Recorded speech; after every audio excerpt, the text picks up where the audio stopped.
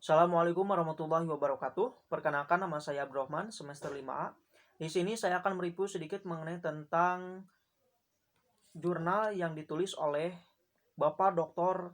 Dedi Mulyadi SHMH dan Bapak Dr. M. Aridayandi SMH. Beliau mengambil judul mengenai tentang putusan Mahkamah Konstitusi tentang pemilu serentak dihubungkan dengan pencegahan korupsi politik.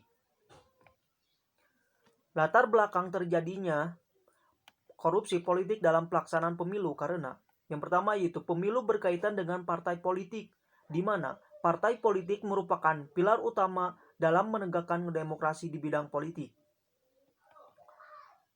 Yang berpotensi melakukan korupsi politik.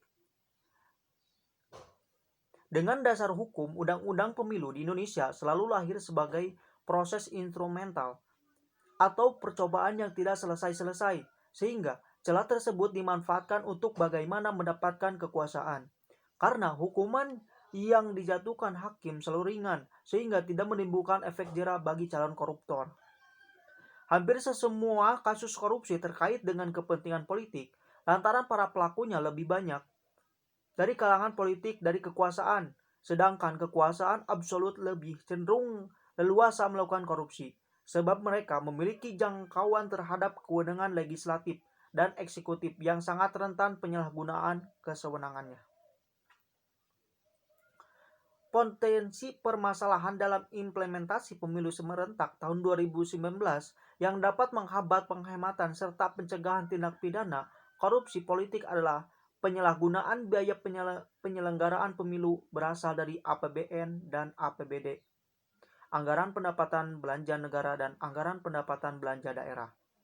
Upaya yang ditawarkan dalam mengatasi permasalahan korupsi politik di antaranya ketentuan parliamentary atau bisa disingkat VT harus dinaikkan menjadi antar 7% sampai 10%, sehingga partai politik yang tidak mencapai PT selain tidak berhak mempunyai wakil di DPR dan di DPRD, juga eksistensinya partai politik tersebut dengan undang-undang dinyatakan bubar demi hukum.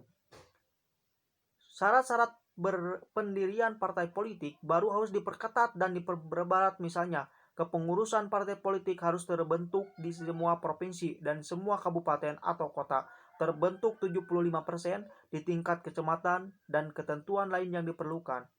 Tidak boleh ada kompromi dan toleransi, karena begitu suatu kecurangan dibiarkan terjadi, maka hal itu akan menjadi pintu masuk bagi mengalirnya kecurangan-kecurangan yang lain. Terima kasih, segitu yang bisa saya sampaikan. Apabila banyak kesalahan mohon dimaafkan. Akhirul kalam, wabillahi taufiq wal hidayah. Wassalamualaikum warahmatullahi wabarakatuh.